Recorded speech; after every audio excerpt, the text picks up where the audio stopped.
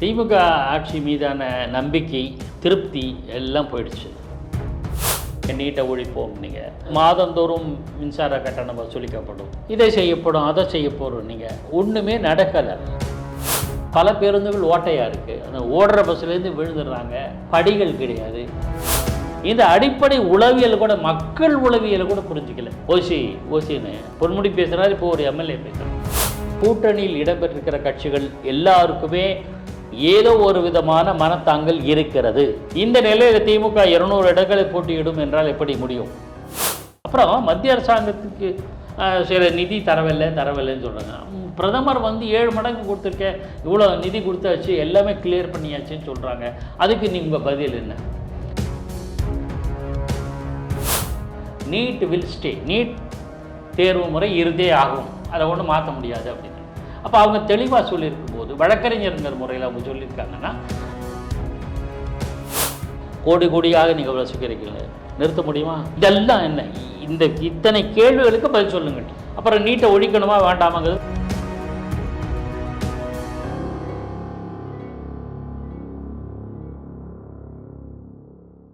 Sir, முதல்வர் அவர்கள் தமிழ்நாடு முழுக்க ஃபுல் ஸ்விங்கில் சுற்றுப்பயணம் மேற்கொண்டிருக்காரு. திமுக மேலே இருக்கக்கூடிய அந்த ஆன்டி இன்கம்பன்சியை மறைக்கிறதுக்காக முதல்வர் அவர்கள் தமிழ்நாடு முழுக்க சுற்றுப்பயணம் மேற்கொள்கிறாங்க. கண்டிப்பாக திமுக ஆட்சி மீதான நம்பிக்கை, திருப்தி எல்லாம் போயிடுச்சு. மக்களுக்கு அவநம்பிக்கை வந்து விட்டது, அதிருப்தி வந்து விட்டது, அலுப்பு இருக்கிறது. என்னைய அவங்க ஒன்றும் செய்ய மாட்டேன்றாங்கன்னு. ஆனால் முதல்வர் அவர்கள் சொல்கிறதெல்லாம் பார்க்கும்போது இங்கே நல்லாட்சி நடைபெறுது அப்படின்னு சொல்கிறாரு. சார், எல்லாருக்குமான ஆட்சியாக தான் திமுக இருக்குது அப்படின்ட்டு தொடர்ச்சியாகவே பல ஆண்டுகளாக, அதாவது கிட்டத்தட்ட 3.5 ஆண்டுகளாக அவர் சொல்லிட்டு இருக்காரு. இல்லை சார், 2 விஷயம் சார். நீங்கள் நல்லாட்சிங்கிறதுக்கு அடையாளங்கள் சிலது இருக்கு. என்ன நீங்கள் மக்களுக்கு தர்றீங்க ஒன்று, எதை தராமல் தவிர்க்கிறீர்கள் 2. சில விஷயங்களை நீங்கள் மக்களுக்கு தந்தாலும் அதை குறித்து உங்கள் பார்வை என்னன்றது 3. இந்த 3 நான் என்ன சொல்கிறேன், ஒன்று சொல்லிடுறேன். என்னென்ன மக்களுக்கு நம்பிக்கை ஏற்படுத்துறீங்க? நீட்டை ஒழிப்போம், நீங்கள் பல்வேறு அதாவது மாதந்தோறும் மின்சார கட்டணம் வசூலிக்கப்படும், இதை செய்யப்படும், அதை செய்ய போகிறோம். நீங்கள் ஒன்றுமே நடக்கலை. பெட்ரோல் விலையை குறைச்சது, இந்த பால் விலையை குறைச்சது தவிர கேஸ் விலையை 100 ரூபா குறைப்போம். நீங்கள் இந்த மாதிரி இது மக்களுடைய அன்றாட பிரச்சனைகள். நீங்கள் புதுசாக மணிமண்டபம் கட்ட போகிறோம், சாலைகளை புதுசாக, அதெல்லாம் மக்களுக்கு தெரியாது. பேனாவை திறக்க இது பண்ணுறோன்னு சில கருத்துக்களை சொன்னாங்க இல்லையா, அதெல்லாம் எடுபடாது. மக்கள் என்னென்ன பார்க்குறாங்க, எனக்கு ரோடு நல்லா இருக்கணும், பஸ்ஸு வேணும். பஸ்ஸு இப்போ மினி பஸ்ஸெலாம் தொடங்கியிருக்காங்க. ஆனால் பல பேருந்துகள் ஓட்டையாக இருக்குது. பள்ளத்தில் அந்த ஓடுற பஸ்ஸுலேருந்து விழுந்துடுறாங்க. படிகள் கிடையாது. இதெல்லாம் ஒரு பக்கம். மக்களுக்கு அடிப்படை தேவைகளில் என்னென்ன இருக்குது? சரி, அப்போ நீங்கள் செஞ்சுருக்கீங்களே நிறைய விஷயங்கள். எஸ், மகளிர் உரிமை தொகை கொடுக்குறாங்க. மகளிர் உரிமை தொகை, மகளிருக்கு இலவச பேருந்து தர்றாங்க. அப்புறம் இது மாதிரியான நலத்திட்டங்கள் கொடுத்தீங்களே. இப்போ மாணவிகளுக்கு 1000 ரூபா தர்றாங்க இல்லையா, அதெல்லாம் நீங்கள் அதை என்ன பண்ணுறீங்க? கொச்சப்படுத்துறீங்க. மக்களுக்கு நான் செய்கிறேன் அப்படின்ட்டு நான் திரும்ப ஒன்றும் இல்லை சார். வினோத், உங்களை ஒரு நாள் பிரேக்ஃபாஸ்ட்டுக்கோ இல்லை லஞ்சுக்கோ கூப்பிட்டு போகிறேன். சாப்பிட்டு முடிச்சோடனே ஒரு 10-15 நாள் உனக்கு ஓசியில் 8 டிஃபன் வாங்கி தரல, உனக்கு ஓசியில் 8 சாப்பாடு வாங்கி தரல, உனக்கு அப்படின்னு திரும்ப சொன்னால் உங்களுக்கு எரிச்சல் வருமா வராது? கண்டிப்பாக. சிம்பிள். இந்த அடிப்படை உளவியல் கூட, மக்கள் உளவியலை கூட புரிஞ்சிக்கல. ஓசின்னு பொன்முடி பேசுகிறார், இப்போ ஒரு எம்எல்ஏ பேசுகிறார். அதே மாதிரி ஒரு மூத்த அமைச்சர்னு சொல்கிறாரு, உங்களுக்கு செல்ஃபோன் கொடுத்தா யாரோட ஜாலியாக பேசலாம் அப்படின்ட்டு கொச்சையாக பேசுறது. இதெல்லாம் நீங்கள் நலத்திட்டங்கள் செஞ்சு என்ன பிரயோஜனம்? உங்களுக்கு அறுசுவை பதார்த்தங்களை வைத்து விட்டு கடுமையாக திட்டி அவமானப்படுத்தி இளக்காரமாக பேசினா அவன் ரசித்து சந்தோஷமாக சாப்பிடுவாரா? போடும்போது நீங்கள் பழைய சோறு போடும்போது கூட மன மகிழ்ச்சியோட, சந்தோஷத்தோட, முக மகிழ்ச்சியோடு போடுங்களேன். சந்தோஷப்படும். இப்போ நம்ம வீட்டில் பழைய சோறு இருக்குது, பிச்சைக்காரன் வரவங்க போடும்போது, இந்தாப்பா சாப்பிடுப்பா, நல்லா சாப்பிடுப்பா, சாரி இந்தாப்பா நல்லா சாப்பிடுப்பா, உட்காந்து சாப்பிடுப்பா அப்படின்னா அவனுக்கு இந்த பழைய சோறு வயிறு நிரம்புவது ஒரு பக்கம், மனமும் நிரம்பும். நீங்கள் நலத்திட்டங்களை செய்வதை வரவேற்கிறேன், செய்வதை கொச்சைப்படுத்துவதை நான் கடுமையாக சாடுகிறேன். இது ஒரு பக்கம். ஆக சொன்ன வாக்குறுதிகள் நிறைவேற்றலை. எய்ம்ஸை பற்றி செங்கலை காமிச்சு அரசியல் பண்ணாங்க. இப்போ எய்ம்ஸ் கட்டணம் வருதா இல்லையா? இன்னும் ஐ திங்க் ஓராண்டு 2 ஆண்டில் எய்ம்ஸ் கட்டடம் வந்து தயாராகிடும். அது மத்திய அரசுக்கு செய்ய வேண்டியது. அப்புறம் மத்திய அரசாங்கத்துக்கு சில நிதி தரவில்லைன்னு சொல்கிறாங்க. பிரதமர் வந்து 7 மடங்கு கொடுத்துருக்கேன், இவ்வளோ நிதி கொடுத்தாச்சு, எல்லாமே கிளியர் பண்ணியாச்சுன்னு சொல்கிறாங்க. அதுக்கு நீங்கள் பதில் என்ன? நீட்டை ரத்து பண்ணுறீங்க, அந்த விஷயத்தில் ஒரு நான் சொல்லி நீட்டை தொடர்பாக ஒரு விஷயத்தை சொல்லிடணும். நீட் தேர்வு முறை என்னை தனிப்பட்ட முறையில் என்ன கேட்டிங்கன்னா, நீட் தேர்வு முறை தவறில்லைன்னு தான் நான் சொல்லுவேன். ஆனால் தமிழகத்தில் வந்து நீட்டுக்கு எதிரான மனநிலை இருப்பதாக சொல்கிறாங்க அரசியல்வாதிகள். அது கூட ஒத்துக்கிறேன் நான். ஆனால் நீட் எப்படி வந்தது? நீதிமன்றத்தினுடைய தீர்ப்பின் அடிப்படையில் தான் வந்ததுன்னு நளினி சிதம்பரம் வழக்கறிஞராக சொன்னாங்க. நீட் வில் ஸ்டே, நீட் தேர்வு முறை இருந்தே ஆகும், அதை ஒன்றும் மாற்ற முடியாது அப்படின்னு. அப்போ அவங்க தெளிவாக சொல்லியிருக்கும் போது, வழக்கறிஞருங்கிற முறையில் அவங்க சொல்லியிருக்காங்கன்னா, எந்த தீர்ப்பின் அடிப்படையில் வந்து உச்சநீதிமன்ற தீர்ப்பு அடிப்படையில் ரைட், நீட்டை நாம் ஒழிக்க முடியாது, நேரடியாக ஒழிக்க முடியாது. ஆனால் அதுக்கு சட்டப்பூர்வமான அணுகுமுறைகள்லாம் இருக்குது, அது இல்லைன்னு நான் சொல்லலை. சரி, நீட்டு நாம் எதிர்க்கிறதுக்கு என்ன காரணம்? அடிப்படை காரணங்கள். ஒன்று, சமூக நீதி. ரெண்டாவது, தமிழக அரசு பள்ளியில் படிக்கிற மாநில செகண்டரி போர்டு இருக்கு இல்லையா, ஸ்டேட் போர்டு, அதில் படிக்கிற மாணவர்களுக்கு வாய்ப்புகள் கிடைக்காது. இந்த 2 தான் அடிப்படை பிரச்சனை. நீட்டை வந்து பல மாணவர் தப்பாக ஃபெயிலியர் ஆகிறாங்க, தற்கொலை படிக்கிறாங்கன்னா அவங்க எல்லாமே ஸ்டேட் போர்டு மற்ற நீட் எக்ஸாமில் தேர்ச்சி பெற முடியாமல் போய் என்ன காரணம்னா ஸ்டேட் போர்டில் படித்ததுனால. என்னென்னா இப்போது எடப்பாடி பழனிசாமியை ஒரு நல்ல காரியம் பண்ணார், பாராட்டுறேன். அந்த விஷயத்தை பாராட்டுற பல தளங்களில் சொல்லியிருக்கேன். சரி, நீட்டை நம்ம ஒழிக்க முடியாது. நீட்டுனால் பாதிக்கப்படுறது தமிழக அரசு பள்ளி மாணவர்கள், நீட்டுனால் பாதிக்கப்படுறது சமூக நீதி. இதுக்கு 2 முற்றுப்புள்ளி வைப்போம். 7.5%. இதனோட விளைவு என்னென்னா, அதற்கு முன்பு நீட் மூலமாக தமிழகத்தை சேர்ந்த மாணவர்கள் எவ்வளோ பேர் சேர்ந்தாங்களோ, எம்பிபிஎஸ் சேர்ந்தாங்களோ, அதை விட கூடுதலாக பல மடங்கு அதிகமான மாணவர்கள் நீட்டு தேர்வு மூலமாக எம்பிபிஎஸ் படிக்கிறதுக்கான வாய்ப்பு இருக்குது. நீங்கள் மழையை நிறுத்த முடியாது. நான் இதை எல்லா தளத்தையும் சொல்லி இன்றைக்கி சொல்ல தேவை. மழையை நிறுத்த முடியாது, கொடை பிடிச்சிட்டு போகலாம்ல. அந்த வேலையை செஞ்சார் எடப்பாடி. இப்போ ஸ்டாலின் அவர்கள் கூட செய்கிறாரு சார்.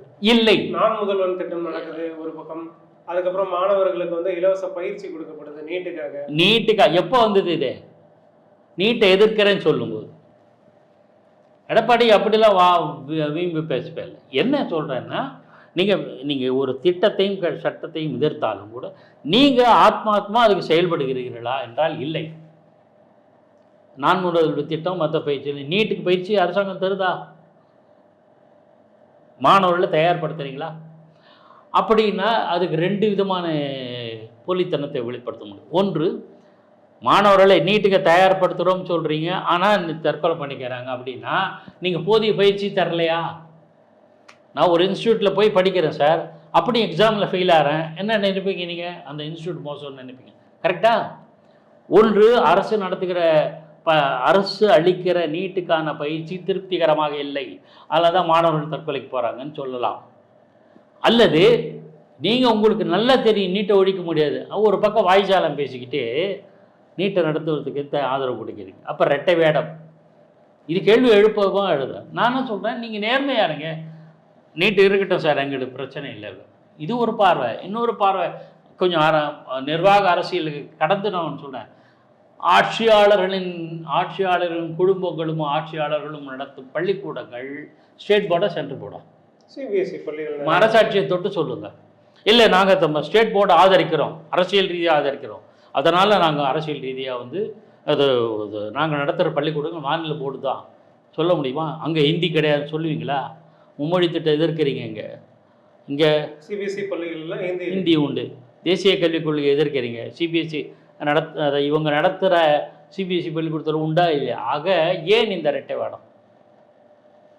அதுதான் நான் வந்து மதுக்கடை எதிர்ப்பேன், ஆனால் மதுக்கடை நடத்துவேன்னா என்ன அர்த்தம்? மதுபானம் நாட்டில் ஒழிய வேண்டும் அப்படின்னா நீங்கள் ஏன் இந்த பிஸ்னஸ் பண்ணிட்டீங்கன்னு கேட்போமா இல்லையா? அதுதான் இந்த ரெட்டை வேடம்.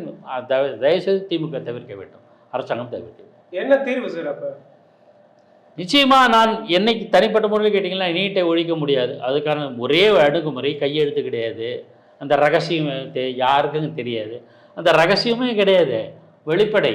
நீதிமன்றத்தை அணுக வேண்டும், உச்ச நீதிமன்றத்துக்கு செல்ல வேண்டும், அங்கே போராடுங்கள், கடைசியில் வெற்றி பெற முடியும். நான் இன்னொரு விஷயம் கூட சொல்கிறேன். இந்திய எதிர்ப்பை வந்து அண்ணா எப்படி வெற்றி பெற்றார்? சென்ட்ரல் கவர்மெண்ட்டை இன்ஃப்ளூயன்ஸ் பண்ணார். ஒன்று, மாநிலம் மத்திய அரசாங்கத்தை தன்னுடைய செல்வாக்கை பயன்படுத்த முடியுமா என்று பார்க்க வேண்டும். அதை ஒரு மூவ்மெண்ட்டாக கன்வெர்ட் பண்ணாங்க சார். அப்போ ஹிந்தி அகிடேஷன் அந்த மூவ்மெண்ட்டாக கன்வெர்ட் பண்ணாங்க. அந்த மாதிரி இங்கே அந்த அகிடேஷன் நீங்கள் பண்ணி காட்டுங்க. ஆனால் நாளுக்கு நாள் தமிழகத்தை சேர்ந்த மாணவர்கள் நீட்டில் தேர்வில் வெற்றி பெற்று எம்பிபிஎஸ் படிக்கிறாங்க. அடுத்து 4வது பாயிண்ட் ஒன்று இருக்குது. நீட்டை ஒழிச்சிடுவான், டைரெக்டாகவே மாணவர்களை சேர்ப்பேன், நேரடியாகவே எம்பிபிஎஸ் படிப்பு மாணவர்களை சேருங்கள், வரவேற்கிறேன், பாராட்டுகிறேன். அப்படி என்றால் நீங்கள் நடத்துகிற அல்லது உங்கள் கட்சியினர் நடத்துகிற மருத்துவக் கல்லூரிகளில் அரசாங்கம் என்ன சொல்லுகிறோ அந்த கட்டணத்தையும் வாங்குவேன்னு மனசாட்சியோடு கேட்க முடியுமா? கோடி கோடியாக நீங்கள் வசிக்கிறீர்கள், நிறுத்த முடியுமா? இதெல்லாம் என்ன? இத்தனை கேள்விகளுக்கு பதில் சொல்லுங்கள். அப்புறம் நீட்டை ஒழிக்கணுமா வேண்டாமாங்கிறது மக்கள் முடிவு போட்டோம். சார், இப்போ கூட்டணியை பார்க்கும் பொழுது வந்து திருமாவளவன் அவர்கள் வந்து கூட்டணி இன்டாக்டா இருக்கு அப்படின்னு சொல்லிட்டு இருக்காரு. அவர் இருக்கக்கூடிய இடம் தான் ஜெயிக்கும் அப்படின்னு சொல்றாரு. அதாவது சிறுத்தைகள் இருக்கக்கூடிய இடம் தான் வெற்றி பெற வாய்ப்பு இருக்கு அப்படின்னு சொல்றாரு. இதை எப்படி பாக்குறீங்க? அவருடைய தன்னம்பிக்கையை காட்டுவதாக இருக்கு. திருமாவளவனோடு இன்னும் சில தகவல்களை சொல்ல வருவது, மார்க்சிஸ்ட் கம்யூனிஸ்ட் கட்சியினுடைய பொதுச் செயலாளர் வந்த முதல் நாள்லேருந்து திமுகவை விமர்சனம் செய்கிறார். நீங்கள் கொடுத்த வாக்குறுதிகள் நிறைவேற்றவில்லைன்னு விமர்சனம் செய்கிறது திமுக. மார்க்சிஸ்ட் கட்சி சண்முகம், அப்புறம் திமுகவின் நிழலில் இல்லைன்னு சொன்னவர், கூட்டணி சென்ற முறை 6 சீட்டு தான் கொடுத்தாங்க, அது எங்கள் மனம் வந்து சந்தோஷமாக நாங்கள் எடுத்துக்கல, இந்த முறை கூட கேட்போம்னு சொன்னவங்க மார்க்சிஸ்ட் கட்சி அதிகமான இடங்களை கேட்கிறது. விடுதலை சிறுத்தைகளுக்கும் அதிகமான இடங்களுக்கு. சென்ற முறை மக்களவைத் தேர்தலில் கூடுதல் ஒரு இடம் பொது தொகுதி கேட்டு கிடைக்கல அவங்களுக்கு. இந்த முறை சட்டப்பேரவை தேர்தலில் கூடுதல் இடங்களை கேட்போம்னு சொல்கிறாங்க விடுதலை சிறுத்தைகள் கட்சி. அவங்களுக்கும் 2. காங்கிரஸ் கட்சி அந்த அளவுக்கு பேசலை, எப்போவாவது பேசுவாங்களே தவிர அவங்களுக்கு, ஆனாலும் அவங்களுக்கும் மனத்தாங்கல் இருக்குது.